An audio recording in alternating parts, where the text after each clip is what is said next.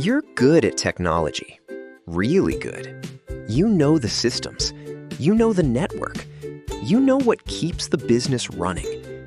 That's probably a big part of why you became an IT leader in the first place. But then something changes. You get promoted, and suddenly being a great technologist isn't enough. The conversations are different. Instead of uptime, patches, storage, and infrastructure, people are talking about growth, risk, revenue, customers, productivity, and cost. And when someone asks, why should we spend money on this? You know the answer. The problem is explaining it in a way the rest of the business can understand. Technical credibility might earn you respect in the server room, but it doesn't automatically give you influence in the boardroom. And that creates a very real problem. Your budget becomes almost impossible to defend.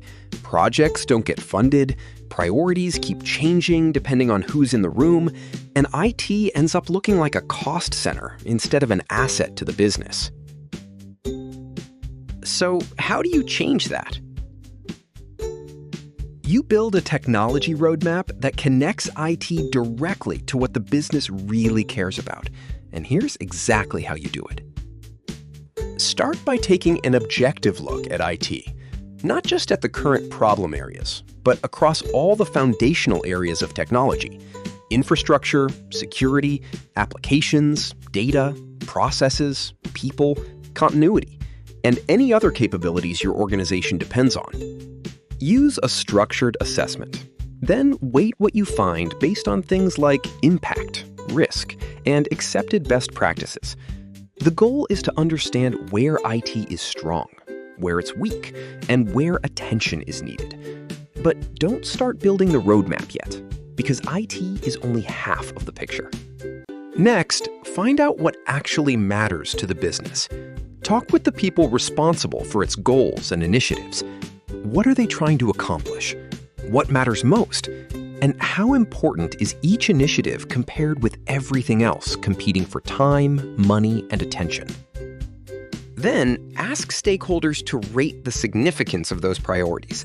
Now you're beginning to replace vague statements like, "This is really important," with information you can actually measure. And here's another benefit.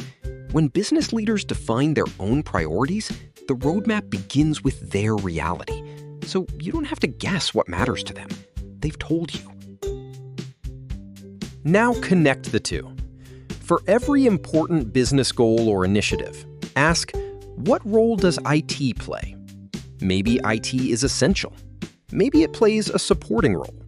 Maybe its contribution is relatively small. That matters because not every technology project contributes equally to every business outcome. Next, assign a contribution percentage.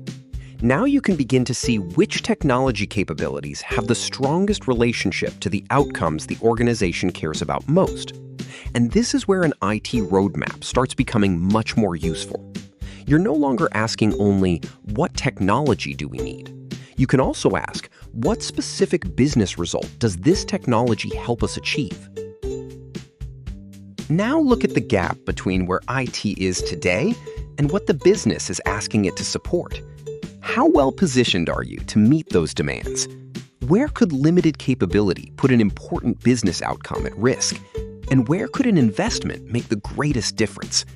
This is where you start evaluating your resources. Time, money, talent, tools. You have limits on all four.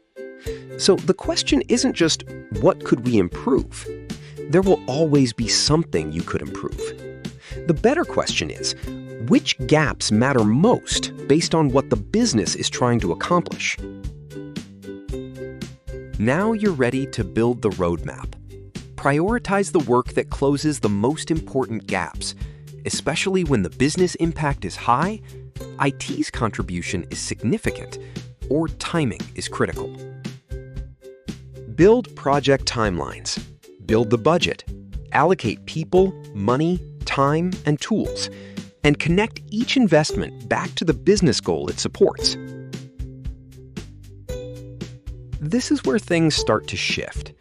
You're still the person who understands the technology, but now you can also show exactly how that technology contributes to the business. And that changes not only budget and strategy conversations, it changes the role you play in the organization. Imagine walking into the next executive meeting, and instead of giving another technology update, you can show where the business is going, what IT needs to do to support it, where the risks are, what resources are required, and more importantly, why. If you want to learn more about how to connect your technology roadmap to measurable business outcomes, book a free 30-minute strategy session at natepayne.com today. Because leading IT shouldn't feel like a battle.